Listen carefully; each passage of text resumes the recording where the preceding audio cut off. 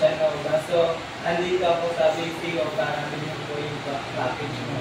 So, salamat sa pagtitiwala. Then, happy business day.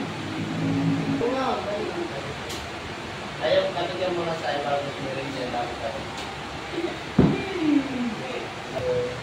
Hindi ako sa BPO, nalalim ako po, viewers, what ako 29, So, ayan yung great tip from John Echanova. So, andito ako ngayon sa BPO para bilhin yung package mo, di ba? So, yung team muna yung ano sa'yo para mas maaga ka makapag-invest dito o mga kasali. So, salamat sa pagtitiwala and happy business day. Hindi. Makinig ka. Okay pa yung sasamahan. Pag nagsasamahan yung mga tao, nag-build na sila ng relationship. Kapag galing ko na isa, alam na, nagsisisa na. Galing ko na isa. Ulan nga. Hindi, mag-away kami doon.